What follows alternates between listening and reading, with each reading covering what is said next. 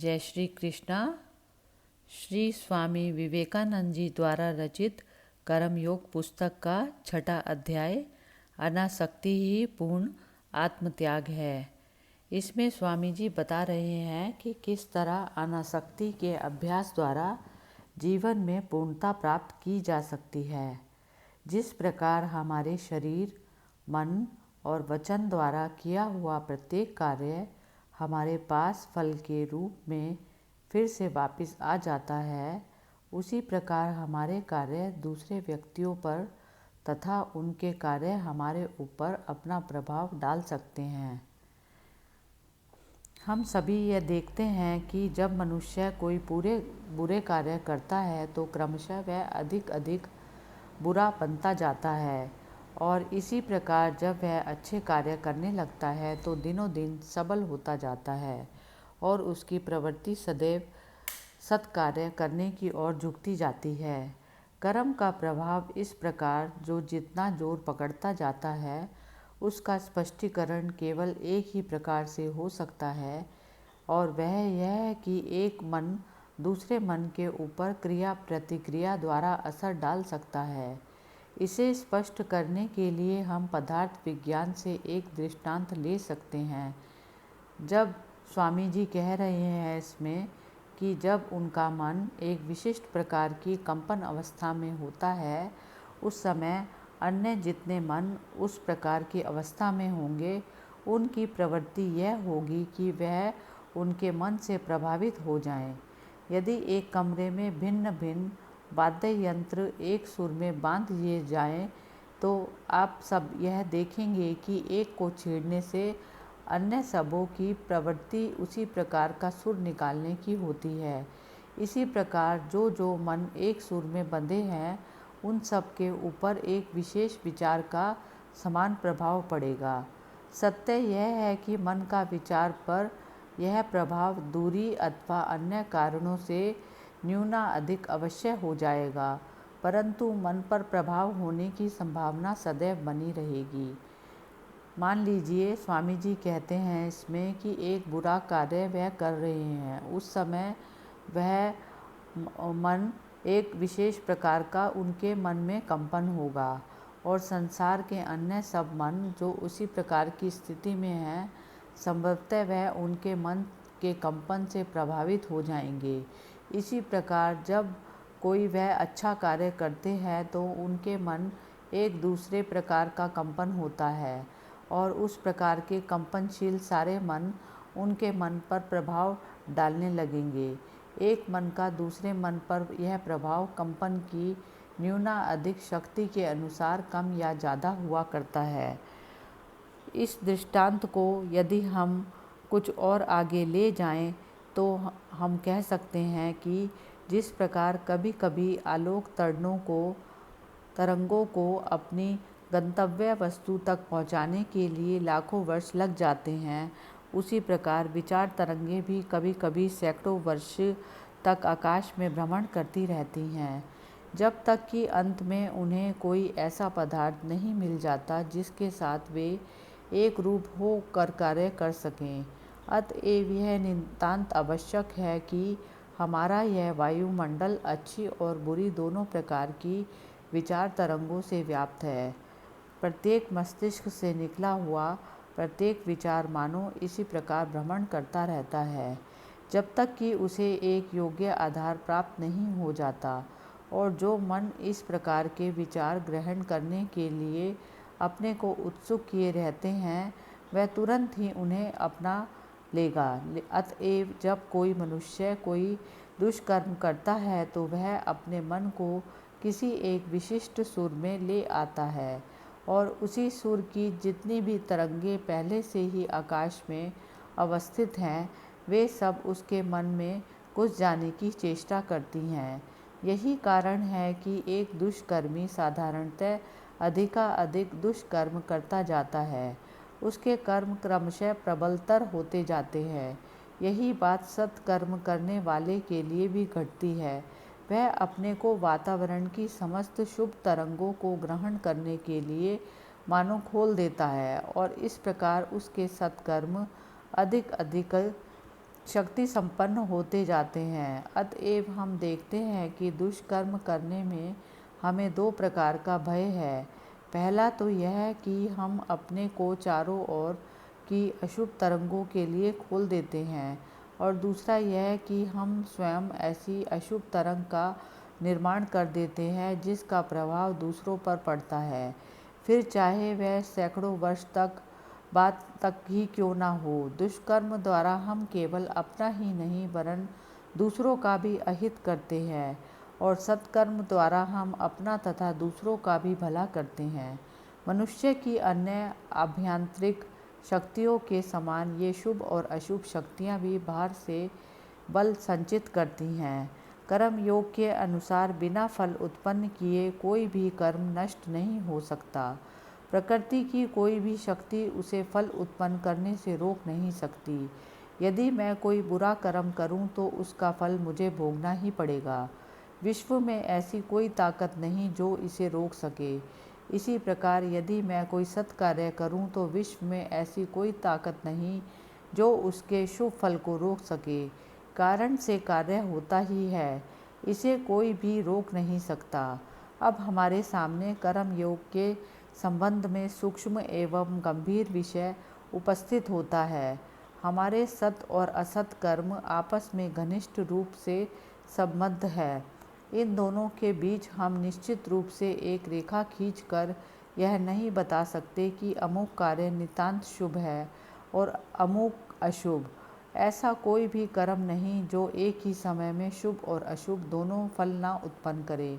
यही देखिए कि स्वामी जी यह बताना चाह रहे हैं कि संभवतः आपस में कुछ लोग सोचते होंगे कि वह एक भला कार्य कर रहे हैं, परंतु साथ ही साथ शायद वह हवा में रहने वाले असंख्य छोटे छोटे कीटाणुओं को भी नष्ट करते जा रहे हैं, और इस प्रकार एक दृष्टि से वह बुरा कार्य कर रहे हैं। हमारे निकट लोगों पर जिन्हें हम जानते हैं, यदि किसी कार्य का प्रभाव शुभ पड़ता है तो हम उसे शुभ कार्य कहते हैं। उदाहरण के तौर पर जब लोग स्वामी जी का ये व्याख्यान सुनते हैं कि कीटाणु, ऐसा कभी नहीं कहेंगे। कीटाणुओं को आप नहीं देख रहे हैं पर अपने आप को तो देख रहे हैं। स्वामी जी कह रहे हैं जैसा प्रभाव आप पर पड़ता है वह आप स्पष्ट देख सकते हैं, किंतु उसका प्रभाव उन कीटाणुओं पर कैसा पड़ता है यह आप नहीं देख सकते। इसी प्रकार यदि हम अपने असत कर्मों का भी विश्लेषण करें तो हमें ज्ञात होगा कि संभवतः उनसे भी कहीं ना कहीं किसी न किसी प्रकार का शुभ फल हुआ है। जो शुभ कर्मों में भी कुछ न कुछ अशुभ तथा अशुभ कर्मों में भी कुछ न कुछ शुभ देखते हैं। वास्तव में उन्होंने कर्म का रहस्य समझा है। तो इनसे हमने क्या सीखा? यही कि हम चाहे जितना भी प्रयत्न क्यों ना करें, ऐसा कोई कर्म नहीं है जो संभवतः पवित्र हो अथवा संपूर्णतः अपवित्र। यहाँ पवित्रता या अपवित्रता से हमारा तात्पर्य है अहिंसा या हिंसा। बिना दूसरों को नुकसान पहुँचाए हम सांस तक नहीं ले सकते। अपने बात पर एक मत है। सर्वोच्च आदर्श है चिरकाल के लिए संपूर्ण रूप से आत्मत्याग, जिसमें किसी प्रकार का मैं नहीं, केवल तू ही तू है। हमारे जाने या बिना जाने कर्म योग हमें इसी लक्ष्य की ओर ले जाता है। संभव है एक धर्म प्रचारक निर्गुण की बात सुनकर चौंक उठे। उसका शायद यही दृढ़ मत हो कि ईश्वर सगुण है और वह अपने निजत्व, अपने स्वतंत्र व्यक्तित्व को इस व्यक्तित्व के बारे में उसकी धारणा चाहे जैसी भी हो कायम रखने का इच्छुक हो, परंतु यदि उसके नीति विषयक विचार वास्तव में शुद्ध हैं तो उनका आधार सर्वोच्च आत्मत्याग के अतिरिक्त और कुछ हो ही नहीं सकता। यह संपूर्ण आत्मत्याग ही सारी नीति की नींव है।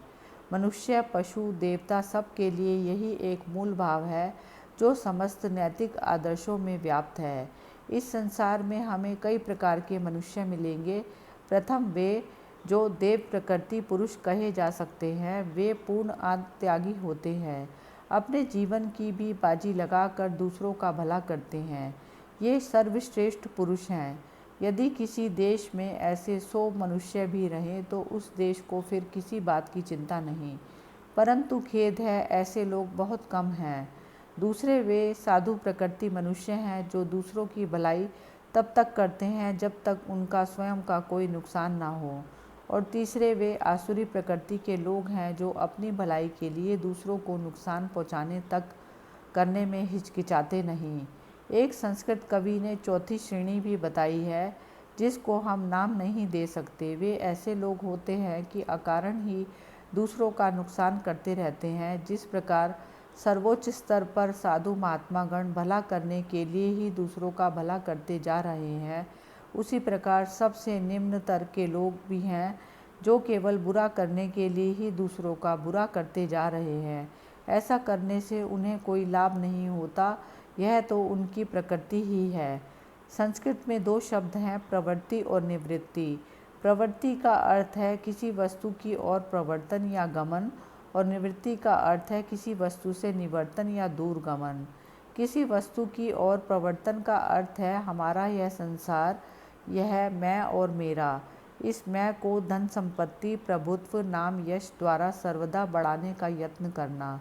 जो कुछ मिले उसी को पकड़े रहना, सारे समय सभी वस्तुओं को इसी मैं रूपी केंद्र में ही संग्रहित करना, इसी का नाम है प्रवृत्ति। यह प्रवृत्ति ही मनुष्य मात्र का स्वाभाविक भाव है। चहुं ओर से जो कुछ मिले लेना और सब को केंद्र में एकत्रित करते जाना, और वह केंद्र है अपना मधुर अहम। जब यह वृत्ति घटने लगती है, जब निवृत्ति का उदय होता है, तभी नीति और धर्म का आरंभ होता है। प्रवृत्ति और निवृत्ति दोनों ही कर्म स्वरूप हैं, एक असत कर्म है और दूसरा सत। निवृत्ति ही सारी नीति एवं धर्म की नींव है, और इसकी पूर्णता ही संपूर्ण आत्मत्याग है, जिसके प्राप्त हो जाने पर मनुष्य दूसरों के लिए अपना शरीर, मन, यहाँ तक कि अपना सर्वस्व निछावर कर देता है। तभी मनुष्यों को कर्म योग में सिद्धि प्राप्त होती है। सत्कार्यों का यही सर्वोच्च फल है। किसी मनुष्य ने चाहे एक भी दर्शन शास्त्र ना पढ़ा हो, किसी प्रकार ईश्वर में विश्वास ना किया हो और अभी ना करता हो, चाहे उसने अपने जीवन भर एक बार भी प्रार्थना ना की हो, परंतु केवल सत्कार्यों की शक्ति उसे यदि उस अवस्था में ले जाए जहाँ वह दूसरों के लिए अपना जीवन और सब कुछ उत्सर्ग करने को तैयार है, तो हमें समझना चाहिए कि वह उसी लक्ष्य को पहुंच गया है जहां एक भक्त अपनी उपासना द्वारा तथा एक ज्ञानी अपने ज्ञान द्वारा पहुंचता है। अतएव हमने देखा, ज्ञानी, कर्मी और भक्त तीनों एक ही स्थान पर पहुंचते हैं, एक ही स्थान पर आकर मिल जाते हैं, और वह स्थान है आत्मत्याग। विभिन्न दर्शनों और धर्मों में आपस में कितना ही मतभेद क्यों ना हो, जो व्यक्ति अपना जीवन दूसरों के लिए अर्पण करने को हमेशा तैयार रहता है, उसके समक्ष सभी मनुष्य ससम्मान उठ के खड़े हो जाते हैं, उसके सामने भक्ति भाव से माथा नवाते हैं। यहाँ किसी प्रकार के मतामत का प्रश्न नहीं, यहाँ तक कि वे लोग भी जो धर्म संबंधी समस्त विचारों पर नाक मुंह सिकोड़ते हैं, जब वे इस प्रकार का संपूर्ण आत्मत्यागपूर्ण कोई कार्य देखते हैं तो उसके प्रति श्रद्धा संपन्न हुए बिना नहीं रह पाते। क्या आपने कभी नहीं देखा कि एक कट्टर मतांध ईसाई भी जब एडविन अर्नाल्ड के लाइट ऑफ एशिया नामक ग्रंथ को पढ़ता है तो वह भी बुद्ध के प्रति किस प्रकार श्रद्धालु हो जाता है। और ये वे बुद्ध थे जिन्होंने किसी ईश्वर का प्रचार नहीं किया, आत्मत्याग के अतिरिक्त जिन्होंने अन्य किसी भी बात का प्रचार नहीं किया। इसका कारण केवल यह है कि मतांध व्यक्ति यह नहीं जानता कि उसका स्वयं का जीवन लक्ष्य और उन लोगों का जीवन लक्ष्य जिन्हें वह अपना विरोधी समझता है बिल्कुल एक ही है। एक उपासक अपने हृदय में निरंतर ईश्वरीय भाव एवं साधु भाव रखते हुए अंत में उस एक ही स्थान पर पहुंचता है और कहता है, प्रभु जैसी तेरी मर्जी। वह अपने नाम में कुछ बचा नहीं रखता। यही आत्मत्याग है। एक ज्ञानी भी अपने ज्ञान द्वारा देखता है कि उसका यह तथाकथित भासमान अहम केवल एक भ्रम है, और इस तरह वह उसे बिना किसी हिचकिचाहट के त्याग देता है। यह भी आत्मत्याग के अतिरिक्त कुछ और नहीं है। अतएव हम देखते हैं कि कर्म, भक्ति और ज्ञान तीनों यहाँ पर आकर मिल जाते हैं। प्राचीन काल में बड़े बड़े धर्म प्रचारकों ने जब हमें यह सिखाया था कि ईश्वर जगत से भिन्न है, जगत से परे है, तो असल में उसका मर्म यही था, जगत एक चीज़ है और ईश्वर दूसरी, और यह भेद बिल्कुल सत्य है। जगत से उनका तात्पर्य है स्वार्थपरता, निस्वार्थता ही ईश्वर है। एक मनुष्य चाहे रत्न जड़ित सिंहासन में आसीन हो, सोने के महल में रहता हो, परंतु यदि वह पूर्ण रूप से निस्वार्थ है तो वह ब्रह्म में ही स्थित है। परंतु एक दूसरा मनुष्य चाहे झोपड़ी में ही क्यों न रहता हो, फटे वस्त्र क्यों ना पहनता हो, सर्वथा दीनहीन क्यों ना हो, पर यदि वह स्वार्थी है तो हम यही कहेंगे कि वह संसार में घोर रूप से लिप्त है। तो इस प्रकार बिना कुछ बुरा किए हम ना तो भला कर सकते हैं और ना बिना कुछ भला किए बुरा। तो अब यह प्रश्न है कि यह सब जानते हुए हम कर्म किस प्रकार करें। इस समस्या की मीमांसा करने के लिए इस संसार में अनेक संप्रदाय उठ खड़े हुए, जो बड़ी लापरवाही से यह प्रचार कर गए कि धीरे धीरे आत्महत्या कर लेना ही इस संसार से निस्तार पाने का एकमात्र उपाय है, क्योंकि मनुष्य यदि जीवित रहे तो अनेक छोटे छोटे जंतुओं और पौधों का नाश करके अथवा अन्य किसी न किसी का कुछ न कुछ अनिष्ट करके ही तो रह सकता है। इसीलिए उनके मत अनुसार इस संसार चक्र से छूटने का एकमात्र उपाय है मृत्यु। जैनियों ने अपने सर्वोच्च आदर्श के रूप में इसी का प्रचार किया है। यह शिक्षा ऊपर से तर्क संगत तो अवश्य प्रतीत होती है, परंतु इसकी ठीक ठाक मीमांसा गीता में पाई जाती है, और वह है अनासक्ति, अपने जीवन के समस्त कार्य करते हुए भी किसी में आसक्त ना होना। यह जान लो कि संसार में होते हुए भी तुम संसार से नितांत पृथक हो, और जहाँ जो भी कुछ तुम कर रहे हो वह अपने लिए नहीं है। यदि कोई कार्य तुम अपने लिए करोगे तो उसका फल तुम्हें ही भोगना पड़ेगा। यदि वह सत्कार्य है तो तुम्हें उसका अच्छा फल मिलेगा, और यदि बुरा कार्य है तो बुरा। परंतु जो भी कोई कार्य हो, यदि तुम अपने लिए नहीं करते तो उसका प्रभाव तुम पर नहीं पड़ेगा। इस भाव को स्पष्ट करने के लिए हमारे शास्त्रों में बड़े सुंदर ढंग से कहा गया है, यदि किसी में यह बोध रहे कि मैं इसे अपने लिए बिल्कुल नहीं कर रहा हूँ, तो फिर वह समस्त चाहे संसार की ही क्यों ना हत्या कर डाले अथवा स्वयं ही क्यों ना हत हो जाए, पर वास्तव में वह ना तो हत्या करता है और ना ही हत होता है। इसीलिए कर्म योग हमें शिक्षा देता है, संसार को मत छोड़ो, संसार में ही रहो, जितना चाहो संसारिक भाव ग्रहण करो, परंतु यदि यह सब तुम्हारे ही भोग के लिए हो तो फिर तुम्हारा कर्म करना व्यर्थ है। तुम्हारा लक्ष्य भोग नहीं होना चाहिए। पहले अहम भाव को नष्ट कर डालो और फिर समस्त संसार को आत्मस्वरूप देखो। यही ईसाई लोग भी कहा करते थे, वृद्ध मनुष्य को नष्ट कर डालना चाहिए। इस वृद्ध मनुष्य का अर्थ यह है कि स्वार्थ पर भाव का, यह संसार हमारे ही भोग के लिए बना है। अज्ञ माता पिता अपने बच्चों को यह प्रार्थना करने की शिक्षा देते हैं, हे प्रभु, तूने यह सूर्य और चंद्रमा मेरे लिए ही बनाए हैं, मानो उस ईश्वर को सिवाय इसके लिए कि वह इन बच्चों के लिए यह सब पैदा करता रहे और कोई काम नहीं था। अपने बच्चों को ऐसी मूर्खतापूर्ण शिक्षा मत दो। फिर एक दूसरे प्रकार के विमूर्ख लोग होते हैं जो हमें सिखाते हैं कि बस जानवर हमारे मारने खाने के लिए ही बनाए गए हैं और यह सारा संसार मनुष्य के भोग के लिए है। यह सब निरी मूर्खता है। एक शेर भी कह सकता है कि मनुष्य की उत्पत्ति मेरे लिए हुई है और ईश्वर से प्रार्थना कर सकता है, हे प्रभु, मनुष्य कितना दुष्ट है कि वह अपने को मेरे सामने उपस्थित नहीं कर देता जिससे मैं उसे खा जाऊं। मनुष्य आपका नियम भंग कर रहा है। यदि संसार की उत्पत्ति हमारे लिए हुई है तो हम भी संसार के लिए ही पैदा किए गए हैं। यह बड़ी कुत्सित धारणा है कि यह संसार हमारे भोग के लिए बनाया गया है, और इसी भयानक धारणा से हम बद्ध रहते हैं। वास्तव में यह संसार हमारे लिए नहीं है। प्रतिवर्ष लाखों लोग इसमें से बाहर चले जाते हैं, परंतु उधर संसार की ओर नज़र तक नहीं। लाखों फिर आ जाते हैं। संसार जैसे हमारे लिए है वैसे ही हम भी संसार के लिए है। अतएव ठीक ढंग से कर्म करने के लिए यह आवश्यक है कि हम आसक्ति का भाव त्याग दें। दूसरी बात यह है कि हम अपने आप को कर्म से एक नहीं कर देना चाहिए। हम एक साक्षी के समान रहें और अपना कर्म करते रहें। मेरे रामकृष्ण परमहंस उनके गुरु कहा करते थे, अपने बच्चों के प्रति वही भावना रखो जो एक दाई की होती है। वह तुम्हारे बच्चे को गोद में लेती है, उसे खिलाती है और उसको प्यार करती है मानो वह उसी का बच्चा है। पर ज्यों ही तुम उसे काम से अलग कर देते हो त्यों ही वह अपना बोरिया बिस्तरा समेट कर तुरंत छोड़ने को तैयार हो जाती है। उन बच्चों के प्रति उसका जो इतना प्रेम था उसे वह बिल्कुल भूल जाती है। एक साधारण दाई को तुम्हारे बच्चों को छोड़कर दूसरों के बच्चों को लेने में तनिक भी दुख नहीं होता।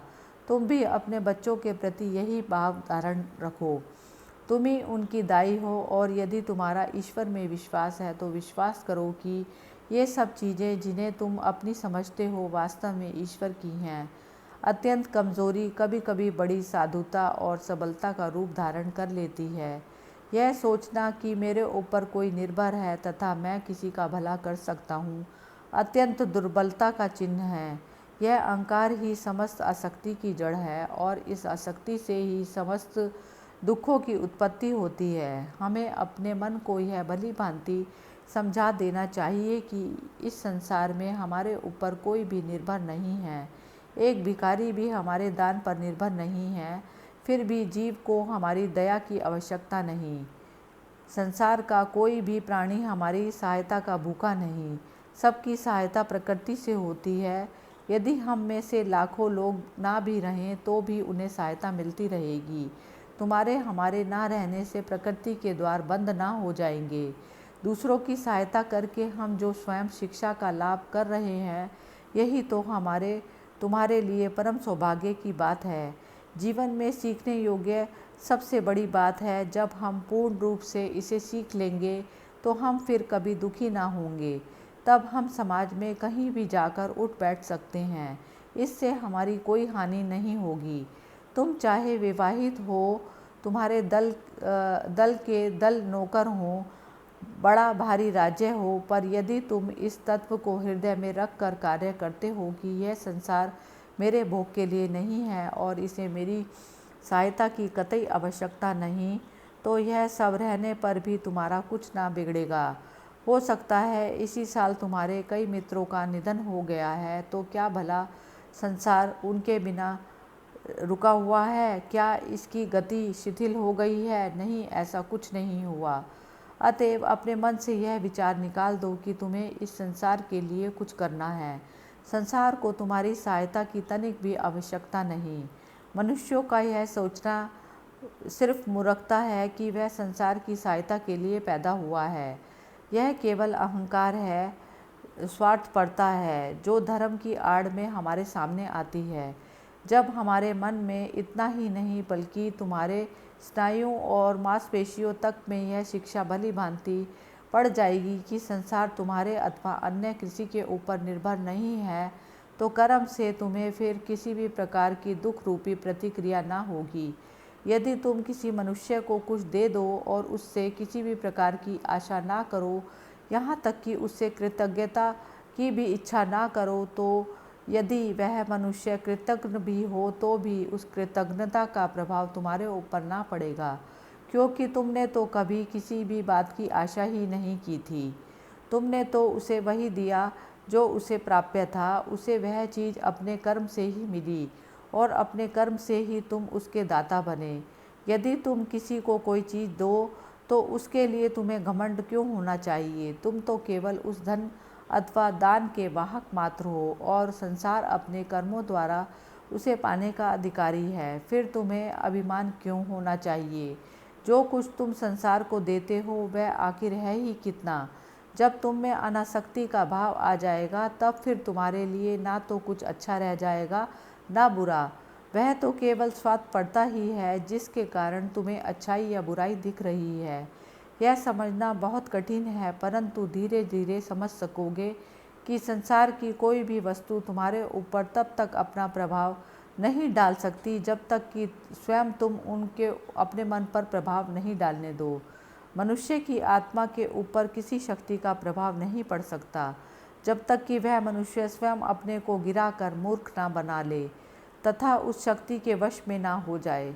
अतएव अनासक्ति के द्वारा तुम किसी भी प्रकार की शक्ति पर विजय प्राप्त कर सकते हो और उसे अपने ऊपर प्रभाव डालने से रोक सकते हो। यह कह देना बड़ा सरल है कि जब तक तुम किसी चीज़ को अपने ऊपर प्रभाव ना डालने दो तब तक वह तुम्हारा कुछ नहीं कर सकती, परंतु जो सचमुच अपने ऊपर किसी का प्रभाव नहीं पड़ने देता तथा वही जगत के प्रभावों से जो ना सुखी होता है ना दुखी, उसका लक्षण क्या है? वह लक्षण यह है कि सुख अथवा दुख में वह मनुष्य का मन सदा एक सा रहता है। सभी अवस्थाओं में उसकी मनोदशा समान रहती है। भारतवर्ष में एक महापुरुष हुए, इनका नाम व्यास था। वे बहुत बड़े ऋषि थे और वेदांत सूत्र के प्रणेता के नाम से प्रसिद्ध हैं। इनके पिता ने पूर्णत्व प्राप्त करने का बहुत यत्न किया था, परंतु असफल रहे। उनके पितामह तथा प्रपितामह ने भी पूर्णत्व प्राप्ति के लिए बहुत चेष्टा की, किंतु वे भी सकल काम नहीं हो सके। स्वयं वासुदेव जी भी पूर्ण रूप से सफल न हो सके, परंतु उनके पुत्र शुकदेव जन्म से ही सिद्ध थे। व्यासदेव अपने पुत्र को तत्व ज्ञान की शिक्षा देने लगे और स्वयं यथाशक्ति शिक्षा देने के बाद उन्होंने शुकदेव को राजा जनक की राजसभा में भेज दिया। जनक एक बहुत बड़े राजा थे और विदेह नाम से प्रसिद्ध थे। विदेह का अर्थ है शरीर से पृथक। यद्यपि वे राजा थे, फिर भी उन्हें इस बात का तनिक भी भान ना था कि वे एक शरीरधारी हैं। उन्हें तो सदा यही ध्यान रहता था कि वे आत्मा हैं। बालक शुक उनके पास शिक्षा ग्रहण करने के लिए भेजे गए। इधर राजा को मालूम था कि व्यास मुनि का पुत्र उनके पास तत्व ज्ञान की शिक्षा प्राप्त करने आ रहा है और इसीलिए उन्होंने पहले से ही कुछ प्रबंध कर रखा था। जब बालक राजमहल के द्वार पर आया तो संतरियों ने उसकी ओर कोई विशेष ध्यान नहीं दिया। उन्होंने बस उसे बैठने के लिए एक आसन पर दे दिया। इस आसन पर वह बालक लगातार 3 दिन तक बैठा रहा। ना तो कोई उससे कुछ बोलता और ना किसी ने यही पूछा कि वह कौन है और क्या चाहता है। बालक शुक इतने बड़े ऋषि के पुत्र थे। उनके पिता देश भर में सम्मान था और वे स्वयं भी प्रतिष्ठित थे, परंतु फिर भी उन शूद्र संतरियों ने उन पर कोई ध्यान नहीं दिया। इसके बाद अचानक राजा के मंत्री तथा बड़े बड़े राज्य अधिकारी वहां आए और उन्होंने उसका अत्यंत सम्मान किया। वे उन्हें आदर के साथ और सुशोभित गृह में ले गए, इत्रों से स्नान कराया, सुंदर वस्त्र पहनाए और 8 दिन तक उन्हें इस प्रकार विलास में रखा, परंतु शुकदेव के प्रशांत चेहरे पर तनिक भी अंतर ना हुआ। बालक शुक आज भी विलासों के बीच वैसे ही थे जैसे कि उस दिन जब वे महल के द्वार पर बैठे थे। इसके बाद उन्हें राजा के सम्मुख लाया गया। राजा सिंहासन पर बैठे थे और वहाँ नाच गान तथा अन्य आमोद प्रमोद चल रहे थे। राजा ने बालक शुक के हाथ में लबालब दूध से भरा हुआ एक प्याला दिया और उससे कहा कि इसे लेकर इस दरबार की 7 बार प्रदक्षिणा कर आओ, पर देखो एक बूंद भी दूध की ना गिरे। बालक शुक ने दूध का प्याला ले लिया और संगीत की ध्वनि एवं अनेक सुंदरियों के बीच प्रदक्षिणा करने को उठे। राजा की आज्ञा अनुसार वे 7 बार चक्कर लगा आए, परंतु दूध की एक बूंद भी ना गिरी। बालक शुक का अपने मन पर एक ऐसा संयम था कि बिना उनकी इच्छा के संसार की कोई भी वस्तु उन्हें आकर्षित नहीं कर सकती थी। प्रदक्षिणा के चुकने के बाद जब वे दूध का प्याला लेकर राजा के सम्मुख उपस्थित हुए तो उन्होंने कहा, वत्स, जो कुछ तुम्हारे पिता ने तुम्हें बताया है, सिखाया है तथा जो कुछ तुमने स्वयं सीखा है, उससे अधिक मैं तुम्हें कुछ और नहीं सिखा सकता। तुमने सत्य को जान लिया है, जाओ अपने घर वापस जाओ। अतएव हमने देखा कि जिस मनुष्य ने अपने स्वयं के ऊपर अधिकार प्राप्त कर लिया है, उसके ऊपर संसार की कोई भी चीज़ अपना प्रभाव नहीं डाल सकती। उसके लिए किसी प्रकार का बंधन शेष नहीं रह जाता। उसका मन स्वतंत्र हो जाता है और केवल ऐसा ही पुरुष संसार में रहने योग्य है। बहुधा हम देखते हैं कि लोगों की संसार के संबंध में दो प्रकार की धारणाएं होती हैं। कुछ लोग निराशावादी होते हैं, वे कहते हैं संसार कैसा भयानक है, कैसा दुष्ट है। दूसरे लोग आशावादी होते हैं और कहते हैं संसार कितना सुंदर है, कितना अद्भुत है। जिन लोगों ने अपने मन पर विजय प्राप्त नहीं की, उनके लिए यह संसार तो बुराइयों से भरा है या अधिक से अधिक अच्छाइयों और बुराइयों का एक मिश्रण है। परंतु यदि हम अपने मन पर विजय प्राप्त कर लें तो यही संसार सुखमय हो जाता है। फिर हमारे ऊपर किसी बात के अच्छे या बुरे का भाव का असर नहीं होता। हमें कहीं भी विशृंखलता दिखाई नहीं देती। हमारे लिए सभी कुछ सामंजस्यपूर्ण हो जाता है। देखा गया है कि जो लोग आरंभ से संसार को नरक कुंड समझते हैं, वे ही यदि आत्मसंयम की साधना में सफल हो जाते हैं तो इस संसार को ही स्वर्ग समझने लगते हैं। यदि हम सच्चे कर्म योगी हैं और इस अवस्था को प्राप्त करने के लिए अपने को शिक्षित करना चाहते हैं, तो हम चाहे जिस अवस्था से भी आरंभ करें, यह निश्चित है कि हमें अंत में पूर्ण आत्मत्याग का लाभ होगा ही। और ज्यों ही हम इस कल्पित अहम का नाश हो जाता है, त्यों ही वही संसार जो हमें पहले अमंगल से भरा प्रतीत होता था, अब स्वर्ग स्वरूप और परमानंद से पूर्ण प्रतीत होने लगेगा। यहाँ की हवा तक बदलकर मधुमेह हो जाएगी और प्रत्येक व्यक्ति भला प्रतीत होने लगेगा। यही है कर्म योग की चरम गति और यही है उसकी पूर्णता या सिद्धि। हमारे भिन्न भिन्न योग आपस में विरोधी नहीं हैं। प्रत्येक अंत में हमें एक ही स्थान में ले जाता है और पूर्णत्व की प्राप्ति करा देता है। पर प्रत्येक का दृढ़ विश्वास आवश्यक है। सारा रहस्य अभ्यास में ही है। पहले श्रवण करो, फिर मनन करो और फिर उसे अमल में लाओ।